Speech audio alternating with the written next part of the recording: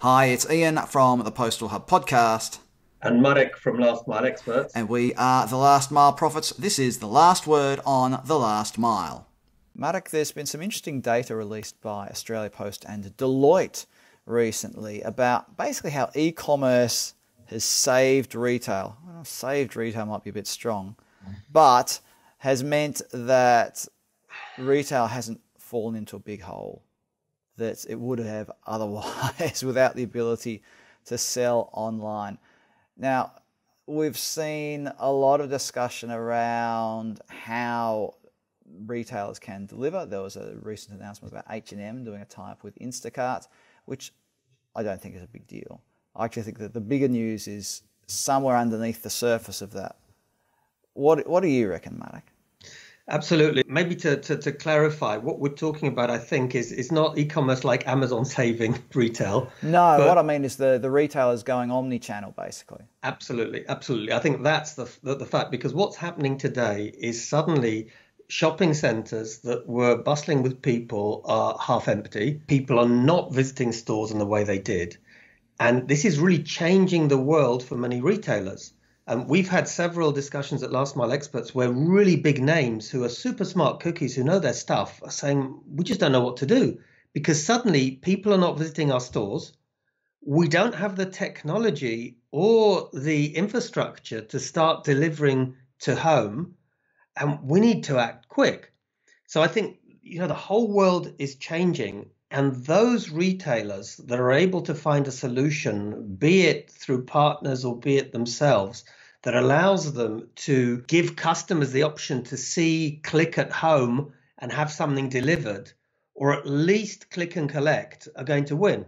The data says that already, Marek. New Zealand Post did some research into the pandemic in New Zealand. Obviously, this is on a New Zealand scale, but I think the trend's probably indicative of what will happen in other markets.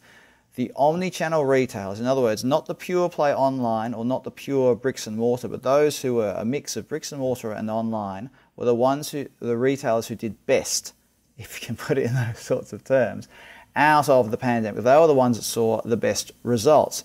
So they were able to combine that existing, maybe it's the fact that they already existed, there was trust in the fact that they had a bricks and mortar network, they were well known as retailers, but they were the ones who had the strategy in place already to be able to cope with something like this. So if you're a bricks and mortar retailer, you're already selling online, I suppose you're really interested now in fine-tuning that process rather than having to invent it and struggling with things like ship from store and all of that, yeah? And I think, Ian, one really fundamental thing, I completely agree with the points you made, and there's one other one, that these local bricks and mortar retailers have localized stock. So you can, gratification is very fast. So people who want something don't have to wait for a day or two, particularly now with COVID peak, which is an ongoing phenomenon.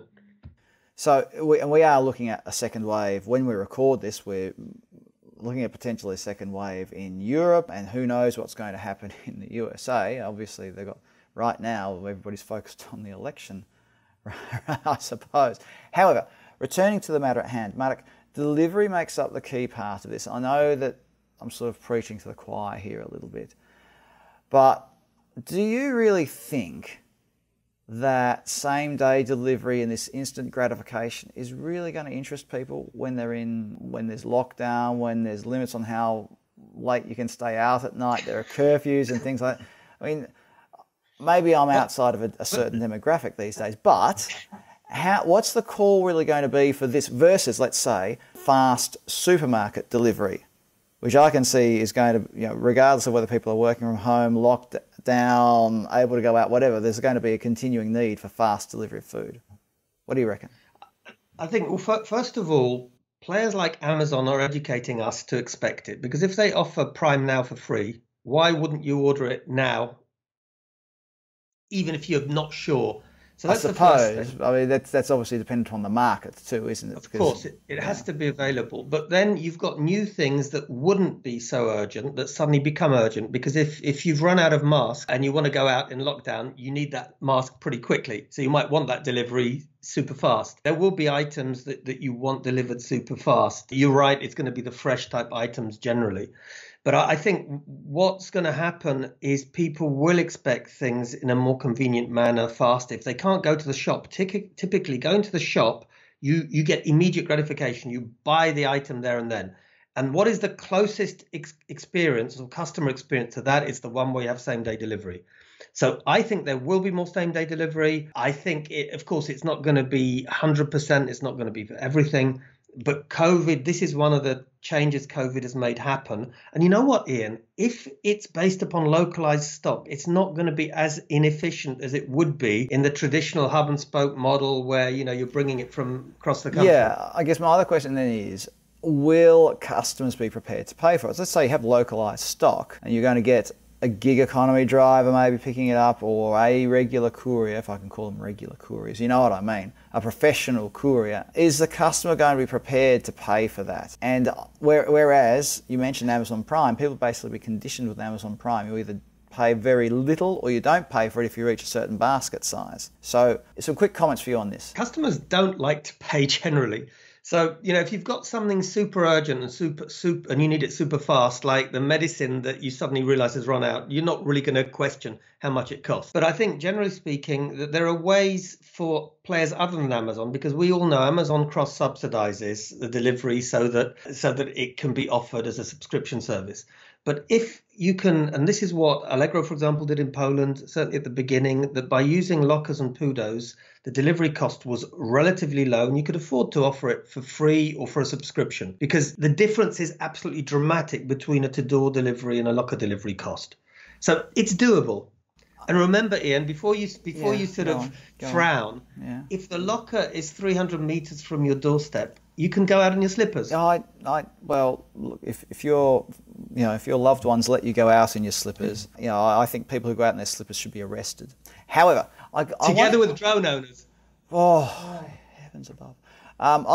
We've gone so many minutes without me even mentioning DRONES. Now, I'd like to throw something in here, Marek, which is there has been some talk about consolidating these same-day deliveries or these urgent deliveries, even via the platforms like Deliveroo or Uber or whoever it is. That and I think that originally they were working just with food, whereby if you were able to join, I think they call it the party. I can't remember which platform it was. Somebody will tell me down below. But basically what it was you'll have a price incentive to order your food within a certain time frame, because that way the delivery person could pick up multiple meals from that restaurant or a restaurant nearby and deliver it to multiple addresses in the same neighbourhood, which is basically getting into delivery density and makes it more affordable. Now, do you think that this is something that Share could work? My ride. So it's like share my ride. A little bit, yeah. So do you think this could work more broadly in retail when it comes to same-day delivery? Yes, it can be optimized, and the way to optimize it is with things like time windows. And of course, it's very difficult with hot food, which has to be really super fast. And theoretically, if you happen to be able to get a couple of people that will order from the same restaurant at the same time, great, that's doable. But generally speaking, the way to make it most efficient is to offer time windows whereby somebody on a route can deliver to several households which are fairly proximate.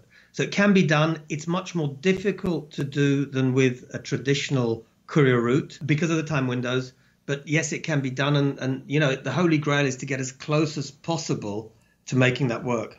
So everybody, comment below, is same-day delivery going to be a saviour of omnichannel retail? Is that going to be a reason why we might still have shops in our neighbourhoods that might otherwise, disappear? I'm a bit of a skeptic when it comes to some aspects of same-day delivery, but I'm willing to be proven wrong on this one, unlike my perspective on other last-mile delivery technology. I'm willing to be proven wrong on this one because I can see that it has a need in certain sectors. But again, you mentioned urgent medicine earlier versus do you really need that T-shirt delivered within half an hour? I can't imagine anybody having a T-shirt emergency, Marek. Oh, you never know. You never know. Oh dear. So comment below, everybody. Let us know what you think. Marek Krzyzewski, thanks for being part of the Last Mile Profits today. Thank you, Ian. Thank you, everyone.